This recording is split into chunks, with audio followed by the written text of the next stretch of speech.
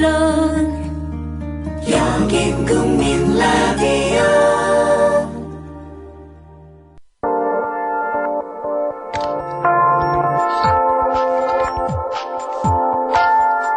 지금 여러분께서는 정치평론가 이강윤이 진행하는 국민라디오 시사 프로그램 이강윤의 오늘과 함께하고 계십니다.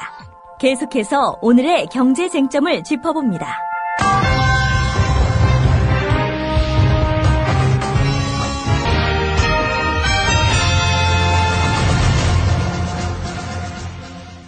네, 길경식 이사 안녕하세요. 네, 안녕하세요. 오늘 2014년도 세법 개정안이 발표됐습니다. 주요 내용 우선 간추려 볼까요? 네, 일단 2014년도 정부의 이 세법 개정안을 살펴보면 크게 경제 활성화, 민생 안정, 공평 과세, 세제 합리화 이게 크게 4개의 꼭지로 세부 내용들이 정리가 되어 있는데요. 네. 이 경제 활성화라는 것과 관련해서는 어제 말씀을 잠깐 드렸던 가계소득 증대세제 3대 패키지라는 것과 대부분 이제 다른 것들은 기업 감세 정책들이 포함이 되어 있고요. 민생 안정과 관련해서는 연금 소득에 대해서 분리 과세를 하겠다는 것과 또 대출금에 대해서 공제 한도를 조금 더 늘려주겠다라는 방안들이 포함이 되어 있는데 네. 사실상 이렇게 큰 혜택이 있는 그 정책은 보이질 않고 있고 게다가 조금 의문인 게 상속 증여세 부담 경감을 포함하는 방안이 여기 민생 안정이 포함이 되어 있는데 이게 서민 중산층 생활 안정 지원하고 어떤 관련이 있어서 여기다 넣어놓은 건지 이게 좀 잘 이해가 되지 않고요. 아, 상속 증여세 많이 낼 사람들은 아무래도 큰 부자들일 테니까. 네. 그다음에 나머지 뭐 공평과세라든지 세제 합리화 부분과 관련해서도 그동안 이 세제와 관련한 이슈들을 그냥 모아놓았을 뿐이고 원론적인 이야기들만 하고 있는 것으로 일단 파악이 되고 있습니다. 그러면 그 공무원들 주특기 또 한 번 발휘한 겁니까? 그동안 내놨던 것들 다시 모아서 종합 선물 세트 재포장하는 거. 그런 거예요? 네. 그러니까 그 앞 표지의 제목만 바꿔서 거의 이렇게 새 내용처럼 보여지게 이렇게 한 것으로밖에 좀 보여지지는 않습니다. 그러면 아니 뭐 최경환 이코노믹스 뭐 이런 말이 나올 정도로 뭔가 거창하게 시작하더니 경기 부양책도 알고 보니까 그랬고 사내 유보금 과세 문제도 뭐 흐지부지 되는 것 같고 오늘 세법 개정안 이건 굉장히 중요한 원래 잘만 하면 굉장한 파워를 발휘할 수 있는 거 아닙니까? 네. 그런데 이것조차도 이런 평가가 나오면 뭔가요? 최경환 노믹스의 실체는? 사실 그냥 개인적으로 드는 생각은 최경환 씨가 이제 처음서부터 좀 강조했던 부분이 경제는 이제 저 분위기다라는 이야기를 많이 했었잖아요. 그래서 이 이야기는 실제적으로 어떤 이제 경기 상황을 좋게 만드는 것보다 사람들이 이게 좋아질 것 같다라고 느끼기만 하면 된다라고 생각을 했던 것 같아요. 그래서 지금 정책들에서 내놓는 것들을 보면 알맹이가 있는 걸 내놓는 게 아니라 그냥 겉으로만 이렇게 보여지는 것만 뭔가 거창한 것처럼 보여지지 실제 내용들은 그래서 알맹이가 없는 것들을 이렇게 내놓고 있는 게 아닌가. 그럼 시장의 분위기에 대한 시그널만 보낸다 이겁니까? 그렇죠. 그냥 분위기만 만들려고 하는. 그래서 오히려 이게 이제 정말로 실체가 없구나라는 게 시장 전체적으로 이제 인식이 돼버리면 그 충격이 오히려 더 크겠죠. 정부 정책에 대한 신뢰도도 떨어지게 되고.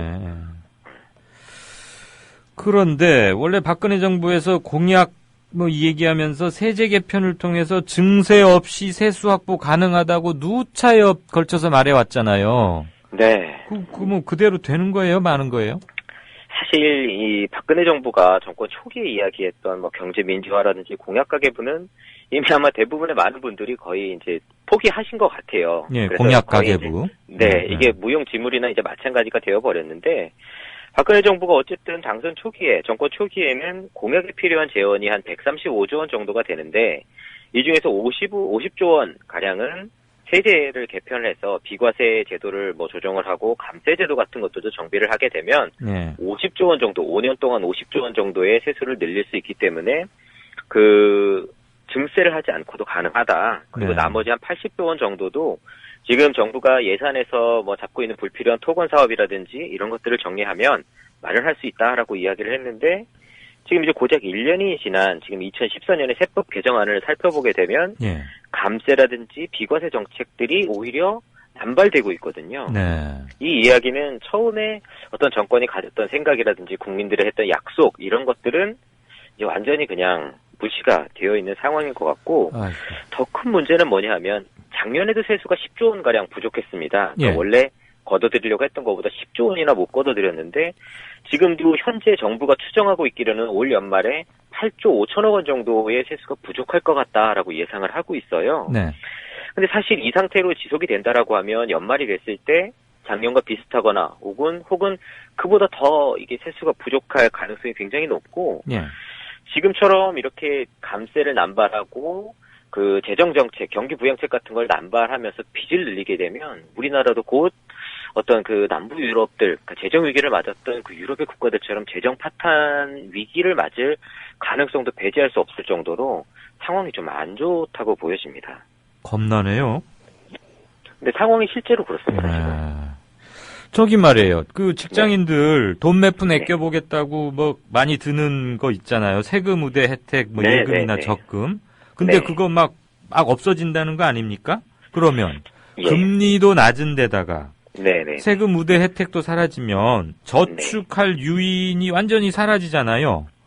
사실상 그럼 그렇게 어떻게 해야 될 돼요? 것으로 보여집니다. 일단 지금 말씀하신 세금 우대 저축이란 게 제1금융권에서 이제 세금 우대 종합 저축이라는 제1, 그 제도를 2. 네, 제1금융권에서 은행 같은 은행들. 제1금융권. 네. 1과 그래서 2가 발음이 참 힘들어요.